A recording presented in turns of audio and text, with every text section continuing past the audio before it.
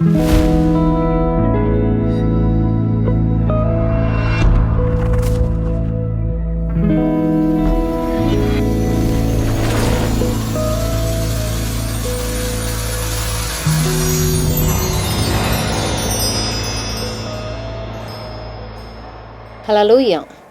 கர்த்தருடைய பரிசுத்த நாமம் மகிமை அடைவதாக. இந்த ஆன்லைன் வாயிலாக இந்த பரிசுத்த ஆராதனை நடத்தும்படியான கிருபைகளை கர்த்தர் தந்ததற்காக நான் தேவனுக்கு நன்றி செலுத்துகிறேன்.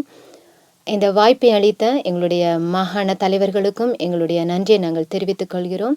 கர்த்தர் தாமே இந்த ஆன்லைன் ஆராதனை வாயிலாக உங்கள் ஒவ்வொருவரையும் அதிகமாக ஆசீர்வதிப்பாராக. நாம் யாவரும் ஜெபம் செய்து இந்த ஆராதனை ஆரம்பம் செய்வோம்.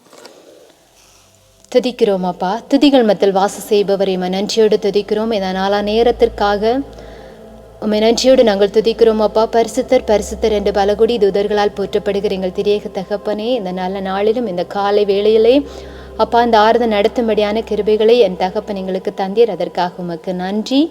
இந்த ஆன்லைன் வாயிலாக எங்களோடு கூட இந்த ஆராதனையில் இணைந்திருக்கிற ஒவ்வொரு பிள்ளைகளையும் உடைய சமூகத்தில் ஒப்புக்கொடுக்கிறேன். என் நல்ல தகப்பன் அவர்களுடைய தேவைகளை சந்தித்து மன கஷ்டங்களை மாற்றி அப்பா இந்த ஆராதனை வாயிலாக அன்பு பிள்ளைகளுக்கு ஆசீர்வாதங்களை கட்டளிடும்படியாக நாங்கள் செபிக்கிறோம். இந்த ஆராதனையிலே பாகம் எடுக்கிற ஒவ்வொரு பிள்ளைகளையும் எடுத்து என் தகப்பன் பயன்படுத்துங்க. துதிக்கிறோம் அப்பா, உடைய சமூகத்தில் எங்களை தாழ்த்துகிறோம்.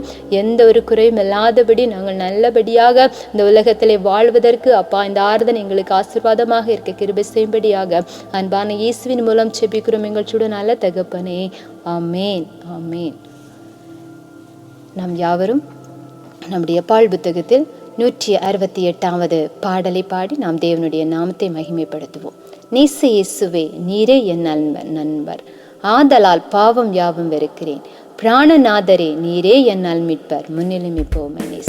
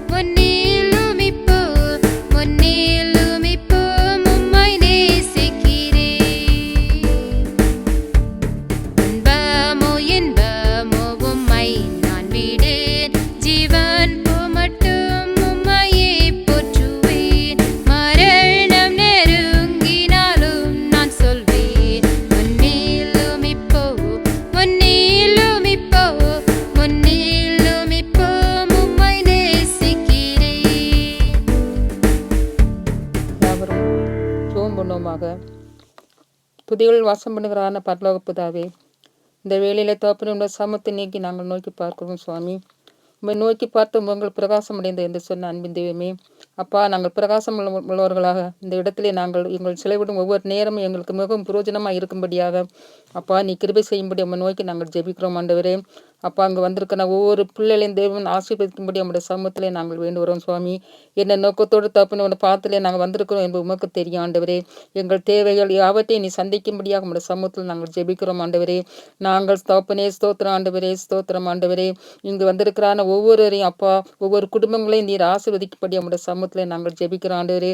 ஒவ்வொரு பிள்ளைகளின் முகங்கள் வேறுபட்டது போல ஒவ்வொரு பிள்ளைகளின் தேவைகளும் வேறுபட்டதாக காணப்படுகிற தோப்பனே, அவைகளெல்லாம் நீர் தாமே சந்தித்து அவர்களுக்கு வேண்டிய அப்பா ஸ்தோத்திரம் ஆண்ட எல்லா உதவி உத்தாசைகளையும் நீ கொடுக்கும்படி நம்முடைய சமூகத்தில் நாங்கள் ஜெபிக்கிறோம் ஆண்டவரே. ஸ்தோத்திரம் ஆண்டவரே. எங்கள் சபைக்காக ஜெபிக்கிறோம் ஆண்டவரே. சபையில் இருக்கிற ஒவ்வொரு குடும்பங்களுக்காக ஜெபிக்கிறோம் தோப்பனே. ஒவ்வொரு குடும்பத்தின் தேவைகளெல்லாம் நீ சந்திக்கும்படி நம்ம நோக்கி ஜெபிக்கிறோம் ஆண்டவரே. பலவீனத்தில் இருக்கிறான ஒவ்வொரு பிள்ளைகளுக்கும் வேண்டிய பலனையும் சத்துவத்தை நீ கொடுக்கும்படி நம்முடைய சமூகத்தில் நாங்கள் ஜெபிக்கிறோம் அப்பா. கூடுதலாக பாத்தன்களுக்கு மாகாணத்திற்காக ஜெபிக்கிறோம் ஆண்டவரே. அங்கு பணி செய்கிற ஒவ்வொரு ஊழியர்களுக்காக ஜெபிக்கிறோம் ஆண்டவரே. அவர்கள் எடுக்கிற செய்கிறான ஒவ்வொரு காரியங்களையும் தகப்பனே இனி ஆசீர்வாதமாய் கொடுக்கும்படி நம்முடைய சமூகத்தில் நாங்கள் ஜெபிக்கிறோம் ஆண்டவரே. ஸ்தோத்திரம் ஆண்டவரே. எங்கள் டிவிஷனுக்காக நாங்கள் ஜெபிக்கிறோம் ஆண்டவரே. எங்கள் டிவிஷனில் ஊழியம் செய்கிறான ஒவ்வொரு பிள்ளைகளுக்காக ஜெபிக்கிறோம் ஆண்டவரே. எங்கள் மார்த்தாண்டன் டிவிஷனில் இருக்கிறான ஒவ்வொரு குடும்பம் ஒவ்வொரு சபைக்காக நாங்கள் ஜெபிக்கிறோம் ஆண்டவரே. ஒவ்வொரு சபையின் தேவைகளையெல்லாம் நீ சந்திக்கும்படி நம்முடைய சமூகத்தில் நாங்கள் ஜெபிக்கிறோம் ஆண்டவரே. அப்பா ஸ்தோத்திரம் ஆண்டு கஷ்டத்திலும் பிரயாசத்திலும் வேதனையிலும் வறுமையிலும் வாழ்ந்து கொண்டிருக்கிறான ஜனங்கள் உண்டாண்டவரே. ஒவ்வொரு ஜனங்களையும் அப்பா நீ சந்திக்கும்படி உங்களை நோக்கி ஜெபிக்கிறோம் ஆண்டவரே. வருத்தப்பட்டு பாரம் சுமக்கிற மக்களை நீங்கள் எல்லாரும் என்னென்ன வாருங்கள், நான் உங்களுக்கு இளைப்பாறுதல் தருவேன் என்று சொன்ன அன்பின் தகப்பனே. வருத்தங்கள் பாரங்கள் கவலைகள் கண்ணீர்கள் மத்தியிலும் தகப்பனே வாழ்ந்து கொண்டிருக்கிறான் ஜனங்கள் உண்டு தகப்பனே. அவர்களை எல்லாம் நீ சந்திக்கும்படி உங்களை நோக்கி ஜெபிக்கிறோம் ஆண்டவரே. ஸ்தோத்திரம் ஆண்டவரே. சோவியனத்தில் இருக்கிறான ஒரு பிள்ளைகளையும் நீ சந்தி ஆண்டவரே. நாங்கள் செல்லிவிடுகிற நேரங்கள் எல்லாம் எங்களுக்கு மிகவும் பிரயோஜனமாய் இருக்கும்படியாக அன்பான இயேசு கிறிஸ்துவின் மூலம் அடியாள் ஜெபங்களும் ஜீவனுள்ள நல்ல தகப்பனே. யாவரும் சேர்ந்து பரமண்டல ஜெபத்தை நாம் சொல்வோமாக. பரமண்டலங்களில் இருக்கிற எங்கள் பிதாவே, உம்முடைய நாமம் பரிசுத்தப்படுவதாக, உம்முடைய ராட்சியம் வருவதாக, உம்முடைய சித்தம் பரமண்டலங்களிலே செய்யப்படுவது போல பூமியிலே செய்யப்படுவதாக.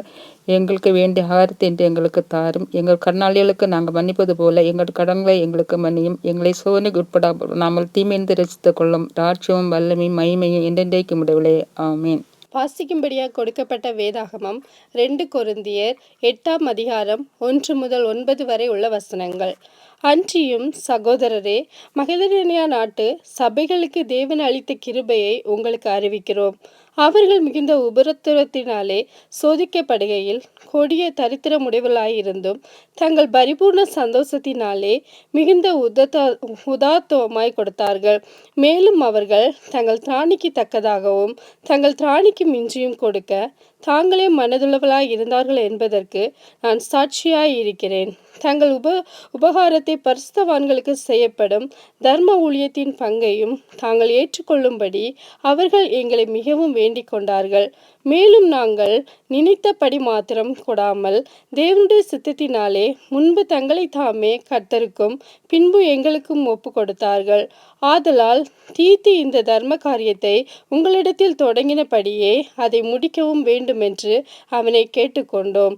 அல்லாமலும் விசுவாசத்திலும் போதிப்பிலும் அறிவிலும் எல்லாவித ஜாக்கிரதையிலும் எங்கள் மேலுள்ள அன்பிலும் மற்ற எல்லா காரியங்களிலும் நீங்கள் பெருகி இருக்கிறது போல இந்த தர்ம காரியத்திலும் பெருக வேண்டும்.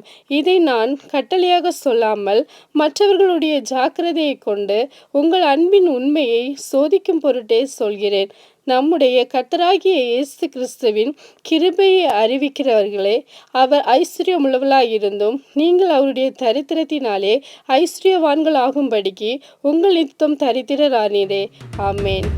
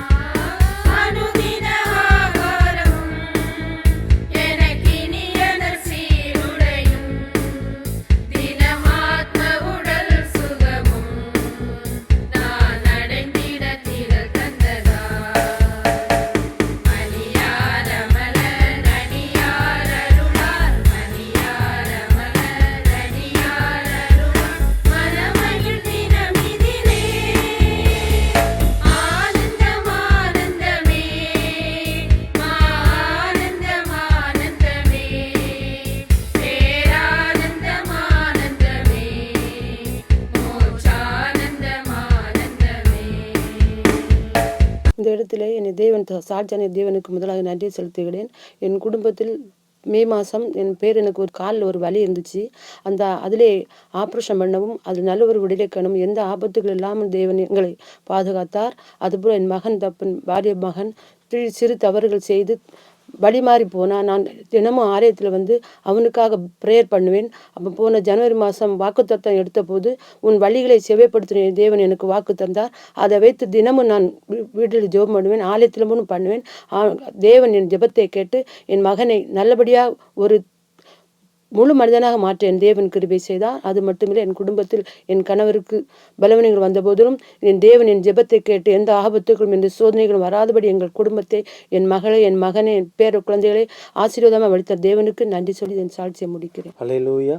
கர்த்தருடைய பரிசுத்த நாமத்திற்கு மகிமை உண்டாவதாக. இந்த காணொளியின் பரிசுத்த ஆராதனையில் சிறிது நேர தியானத்திற்காக எடுத்துக்கொள்ளப்பட வேண்டிய வேத வசனம் 2 கொரிந்தியர் எழுதின நிருபம் 8வது அதிகாரம் 9வது வசனம். நம்முடைய கர்த்தராகிய இயேசு கிறிஸ்துவின் கிருபையை அறிந்திருக்கிறீர்களே, அவர் ஐஸ்வர்யம் உள்ளவராய் இருந்தும் நீங்கள் அவருடைய தரித்திரத்தினாலே ஐஸ்வர்யங்களாகும்படிக்கு உங்கள் நிமித்தம் தரித்தினார் என்கிற வேத வார்த்தையின் வழியாய் இன்றைக்கு கொடுக்கின்ற செய்தியின் தலைப்பு கர்த்தருக்கு கொடுக்கின்ற கிருபையிலே வளருங்கள் என்ற தலைப்பின் வழியாய் கர்த்தருடைய வார்த்தையை நான் பேச இருக்கின்றேன். நம்முடைய ஆண்டவர் ஐஸ்வர்யமுள்ள தேவனாகிய கர்த்தர், அவர் நாம் அனைவரும் ஐஸ்வர்யவானாகும்படி அவருடைய கிருபையை நமக்கு தந்தருளி அவர் நம் நிமித்தமாய் தரித்திரராய் மாறினார். ஆகவே இந்த வேத பகுதியின் பின்னணத்தை நீங்கள் பார்ப்போம் என்றால், அப்போஸ்தலனாகிய பவுல் கொரிந்து சபைக்கு இந்த மகதனியா சபையை குறித்த ஒரு சாட்சியை கொடுக்கின்றார். அந்த மகதனியா மக்கள் தேவனுக்கு எவ்வாறு கொடுத்தார்கள், எப்படி கொடுத்தார்கள் என்று இந்த வேத பகுதியானது சாட்சி கொடுக்கின்றது. 2 கொரிந்தியர் 8வது அதிகாரம் 2வது வசனம் விதமாய் சொல்லுகிறது, அவர்கள் மிகுந்த உபத்திரவத்தினாலே சோதிக்கப்படுகையில் கொடிய தரித்திரம் உள்ளவர்களாகவும் இருந்தும் தங்கள் பரிபூர்ணத்தில் சந்தோஷத்தினாலே மிகுந்த உதாரத்துவமாய் கொடுத்தார்கள் என்று வேதம் சொல்லுகிறது. ஆகவே அந்த மகதுனியா சபை மக்கள் மிகுந்த ஏழைகளாய், மிகுந்த தரித்திரர்களாய், கொடிய உபத்திரவத்தை அனுபவித்தாலும் ஆண்டவருக்கு கொடுக்கின்ற காணிக்கையை அவர்கள் சந்தோஷமாய் எண்ணினார்கள், பாக்கியமாய் எண்ணினார்கள். ஆகவே தான் இன்றைக்கு நாம் தேவனுக்கு கொடுக்கின்ற கிருபையில் நாம் வளர்ந்திருக்கின்றோமா என்று ஒரு கணம் நாம் சிந்தித்து பார்க்க வேண்டும். இன்றைக்கு செய்தியின் வாயிலாக 2 தலைப்பின் கீழாக பேச இருக்கின்றேன். ஒன்று, தரித்திரத்திலிருந்து கொடுங்கள். 2 கொரிந்தியர் 8வது அதிகாரம் 2வது வசனத்தின் முதல் பகுதி விதமாய் சொல்லுகிறது, அவர்கள் கொடிய தரித்திரம் உள்ளவர்களாய் இருந்தாலும் கர்த்தருக்கு கொடுத்தார்கள். அந்த மகதோனியா சபை மக்கள் எல்லா கிறிஸ்தவர்களுக்கும் ஒரு எடுத்துக்காட்டாய் விளங்குகின்றார்கள். தேவனுக்கு கொடுப்பதற்கு அவர்கள் மிகவும் முக்கியத்துவம் கொடுத்தார்கள். கொடிய தரித்திரம் வந்த போதிலும் அவர்கள் கிறிஸ்துவுக்கு கொடுப்பதற்கு தங்களை முதன்மைப்படுத்தி கொண்டார்கள். இதற்கு ஆதாரமாய் லூக்கா 21வது அதிகாரம் வசனங்கள் 1 முதல் 4 வரையுள்ள வசனங்களை நீங்கள் பார்க்கும்போது, எருசலேம் தேவாலயத்தில் ஐஸ்வர்யவான்களும் ஒரு ஏழை விதவையும் காணிக்கை செலுத்துவதை பார்த்து இயேசு கிறிஸ்துவானவர் சாட்சி கொடுக்கிறார். ஐஸ்வர்யவான்களை பார்க்கிலும் அந்த ஏழை விதவையே தன்னுடைய பரிபூர்ணமான எல்லாவற்றையும் காணிக்கை செலுத்தினான். அதாவது லூக்கா 21:4வது வசனத்தின் வழியாய் அவர்கள் எல்லோரும் தங்கள் பரிபூர்ணத்திலிருந்து கொடுத்தார்கள். இவளோ தான் வறுமையிலிருந்து தன் ஜீவனத்துக்கு உண்டாயிருந்த எல்லாவற்றையும் போட்டுவிட்டாள் என்று இயேசு கிறிஸ்துவானவர் அந்த ஏழை விதவை குறித்து சாட்சி கொடுக்கிறார். ஆகவே எனக்கு அருமையான தேவ ஜனமே, இன்றைக்கு நாம் அநேக படைஸ்தலங்களில் பார்க்கும்போது ஏழ்மைத்தனத்திலும் குறைந்த வருமானத்திலும் ஏழை எளிய ஜனங்கள் இருக்கின்றார்கள். சில தரித்திரங்கள், சில உபத்திரவங்கள் சில சூழ்நிலைகள் நமக்கு வரும்போது நாம் ஆண்டவருக்கு கொடுப்பதை சந்தோஷமா, ஏனென்றால் ஆண்டவராகிய தேவன் நமக்கு நல்ல ஜீவனை தந்து வருகிறார், நல்ல ஆரோக்கியத்தை தருகிறார், நல்ல வேலை வாய்ப்புகளை தருகிறார். சில சூழ்நிலைகள் மாறும்போது, குறைந்த வருமானங்கள், கடினமான சூழ்நிலைகள் வரும்போது, இந்த உபத்திரமான காலத்திலும் தேவன் என்னை ஜீவனோடு வைத்திருக்கிறார். ஆகவே இந்த தரித்திரத்திலும் தேவனுக்கு நான் முன்னுதாரணமாய் கொடுப்பேன் என்று உங்களை நீங்கள் ஒப்பு கொடுக்கும் போது, எப்படி ஒரு ஏழை விதவை 2 காசை போட்டு தன்னுடைய பரிபூர்ணத்திலிருந்து காணிக்கை செலுத்தினாலோ அதே போல் நீங்கள் செலுத்தும் போது ஏழை விதவை ஆசீர்வதித்த தகப்பன் உங்களையும் அவ்விதமாய் ஆசீர்வதிப்பார். நான் நெல்கட்டும் படைஸ்தலத்திலே கர்த்தருடைய ஊழியக்காரனாய் இருந்தபோது ஒரு ஏழை தாய், அவருடைய பெயர் திருமதி ஞானம், அவருக்கு கணவர் மரித்து போய்விட்டார், பிள்ளைகள் கிடையாது. ஆனாலும் அவர்கள் கூலி வேலை செய்து தங்களுக்கு கிடைத்த வருமானத்தில் ஒரு சிறு பகுதியை தசம பாகமாக செலுத்தினார்கள். ஆண்டவருக்கு கொடுப்பதிலே அவர்கள் முன்னூறமாய் இருந்ததின் நோக்கமே, இந்த பூமியின் வாழ்வை நான் முடிக்கும்போது அவருடைய பரம ராஜ்யத்தில் ஒரு செல்ல மகளாய் நான் பிரவேசிக்க வேண்டும் என்கிற ஒரு விசுவாசம் மாத்திரம்தான் அவர்களுக்குள்ளாய் இருந்தது. அந்த ஒரு எதிர்பார்ப்பு மாத்திரம்தான் இருந்தது. அவர்கள் பலவீனப்பட்டார்கள். அதிக நாட்கள் பலவீனத்தின் வழியாய் படுத்த படுக்கையாய் இல்லாதபடிக்கு தேவன் ஏற்ற சமயத்திலே அவருடைய ஜீவனை மகிமைக்குள் உயர்த்தி, நான் விசுவாசிக்கிறேன், அவர்கள் இந்த பூமியின் வாழ்வை முடித்தாலும் பரலோகத்தின் ஒரு செல்ல மகளாய் ஆண்டவருக்கு இருக்கிறார்கள் என்று நான் விசுவாசிக்கிறேன்.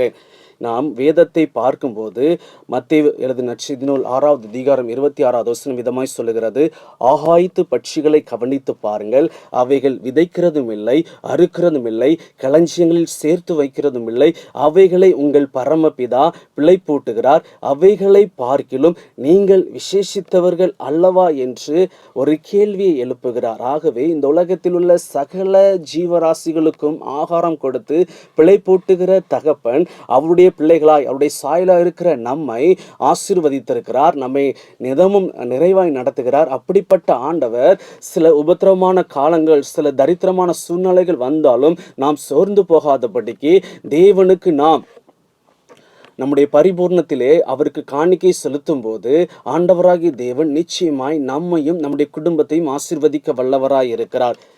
ஆகவே நம்முடைய தரித்திரங்கள், நம்முடைய உபத்திரவங்கள் மத்தியில் ஆண்டவருக்கு கொடுக்கின்ற கிருபையில் நாம் வளர்ந்திருக்கிறோமா என்பதை ஒரு கணம் சற்று சிந்தித்து பாருங்கள். சில கடன் பாரங்கள் இருக்கலாம், சில தோல்விகள் இருக்கலாம், சில ஏமாற்றங்கள் இருக்கலாம், சில வேலை வாய்ப்புகளில் குறைந்த வருமானங்கள் இருக்கலாம்.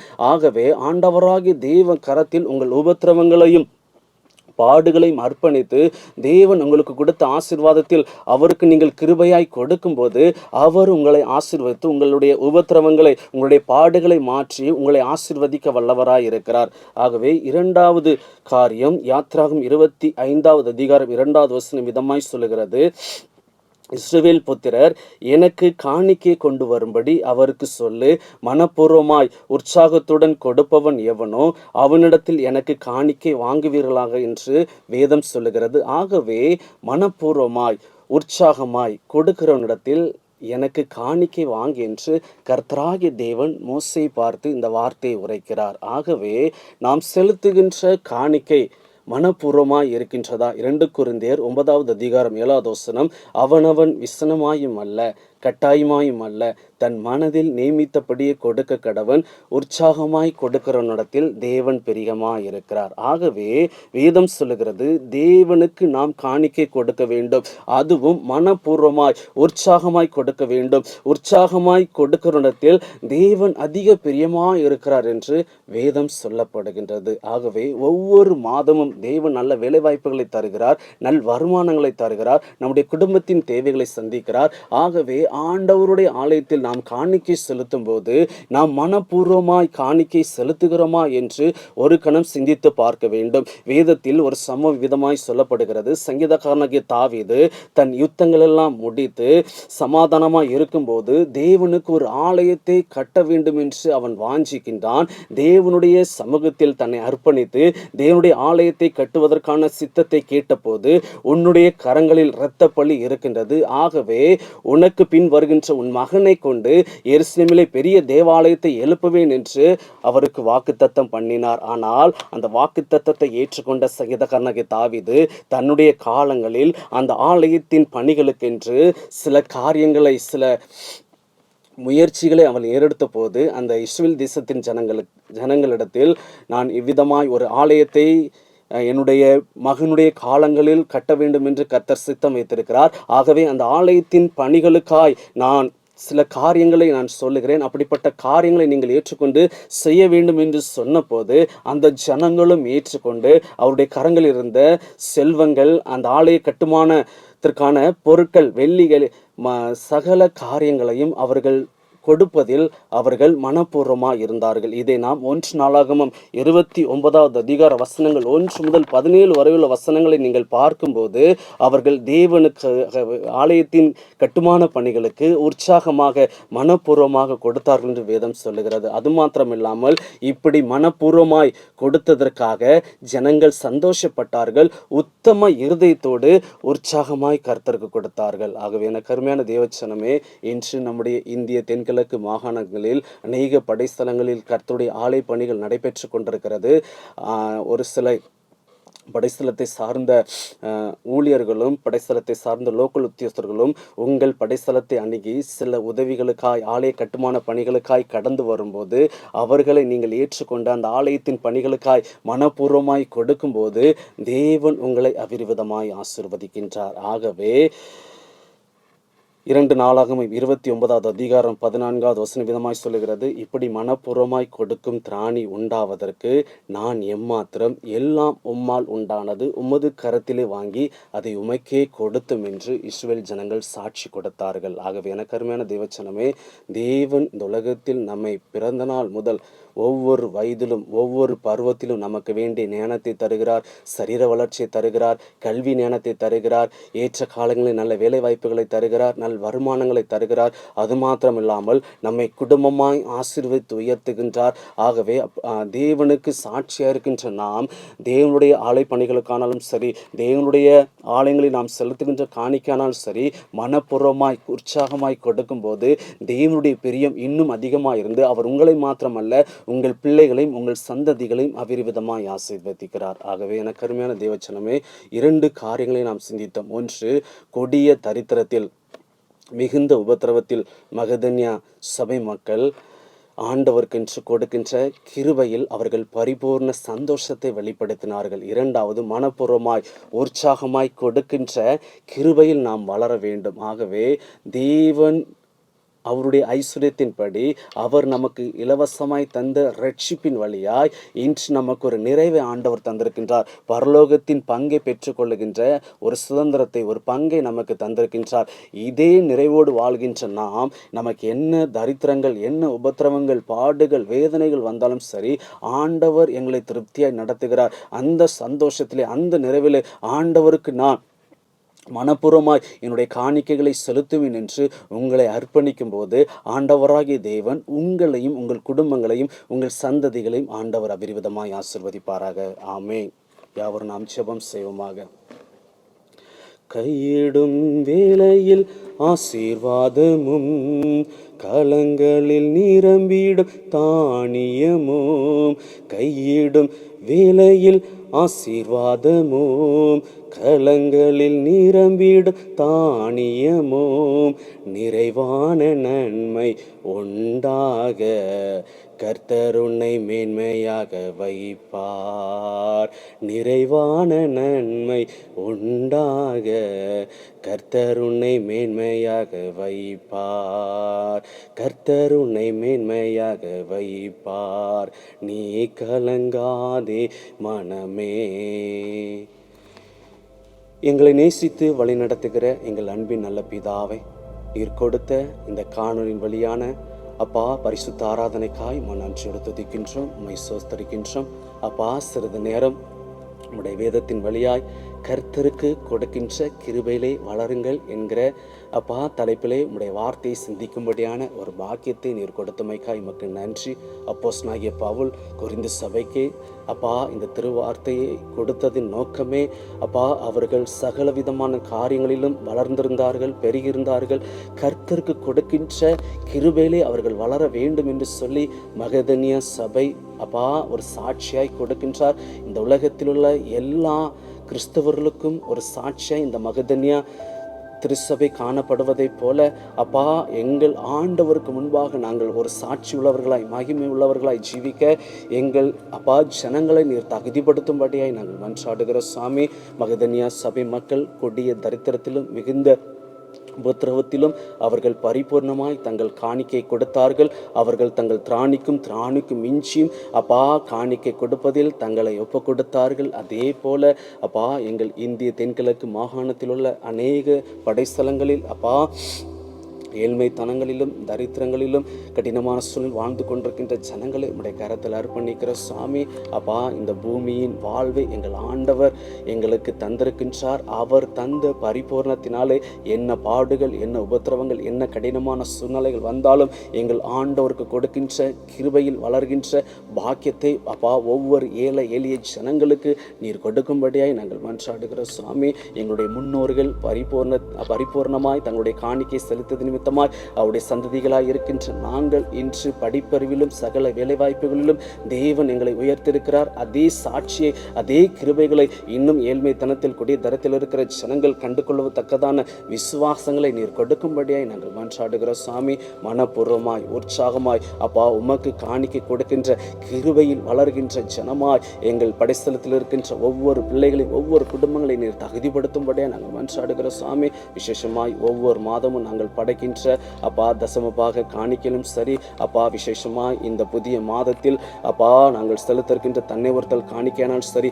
மனப்பூர்வமாய் உற்சாகமாய் எங்கள் ஆண்டவருக்கு எங்கள் காணிக்கைகளை விதைக்க எங்கள் ஜனங்களை நீர் தகுதிப்படுத்தும்படியா நாங்கள் மன்றாடுகிற சாமி. உம்முடைய கருத்திலிருந்து வாங்கி அதை உமக்கே செலுத்துவதில் நான் ஏமாத்திரம் என்கிற விசுவாசத்தோடு தேவன் இந்த இப்படிப்பட்ட கிருபைகளை எங்களுக்கு தந்திருக்கிறார். அந்த கிருபையிலே வளர்கின்ற பிள்ளைகளாய் ஆண்டவர்கின்ற மனப்பூர்வமாய் உற்சாகமாய் கொடுக்கின்ற ஈவிலை வளர நீர் உதவி செய்யும்படியாய் நாங்கள் மன்றாடுகிற சாமி. ஒவ்வொரு குடும்பங்களையும் உடைய கரத்தில் அர்ப்பணிக்கின்றோம். தடைகளை மாற்றுங்க, தரித்திரங்களை மாற்றுங்க, ஏழ்மைத்தனங்களை மாற்றுங்க, வேலையில் இருக்கிற கடினமான சூழல்களை மாற்றுங்க, உயர்வுகளை கட்டளிடுங்க, நல் வருமானங்கள் ஆசீர்வாதங்கள் வந்து வலிக்க நீர் உதவி செய்யும்படியாய் நாங்கள் மன்றாடுகிற சாமி. இந்த புதிய மாதத்தை காண செய்த தகப்பன், இந்த மாதத்தில் ஒவ்வொரு நாட்களும் எங்கள் ஆண்டவர் நன்மையும் கிருபையும் பெருக பண்ணுவார். எதை குறித்து கலங்காதபடிக்கு இம்மட்டு நடத்தின எபினேசர் இனி நடத்துவார். எங்களை நிறைவாய் ஆசீர்வதிப்பார் என்கிற நிச்சயத்தை ஒவ்வொரு பிள்ளைகளுக்கு கொடுக்கும்படியான அப்பா விசுவாசத்தில் வளர நீ உதவி செய்ய ஜெபிக்கிறேன். அப்பா, உம்முடைய வார்த்தையை கேட்ட ஒவ்வொரு ஜனங்களுடைய வாழ்விலும் பெரிய காரியங்களை கொடுங்க. ஒவ்வொரு குடும்பத்திலும் அப்பா சமாதானங்கள் ஆசீர்வாதங்கள் நிறைவாய் தங்கியிருக்க எங்கள் ஆண்டவர் உதவி செய்யும்படியை ஜெபிக்கிறோம். உம்முடைய கருத்தினங்களை முற்றுமாய் தாழ்த்துகிற சகல துதி கன மகிமை மக்கள் ஒருவருக்கு ஏறெடுக்கிறோம். இவை யாவற்றையும் இயேசுவின் மேலாக கெஞ்சி கேட்கிற இந்த பரலோக பிதாவே, ஆமேன், ஆமேன், ஆமேன். நம்முடைய ஆண்டவராக இயேசு கிறிஸ்துவின் கிருபை, பிதாவாகிய தேவ அன்பும் பரிசுத்த ஆவியான் மனோகரமான ஐக்கியம் சமாதானமும் இன்றும் என்று சதா காலங்களும் இந்த காணொளியாய் அப்பா இந்த ஆராதில் பங்கு கொண்ட ஒவ்வொரு ஜனங்களோடு மற்றும் நம்மனோடு நிறைவாய் தங்கியிருப்பதாக. ஆமென், ஆமென்.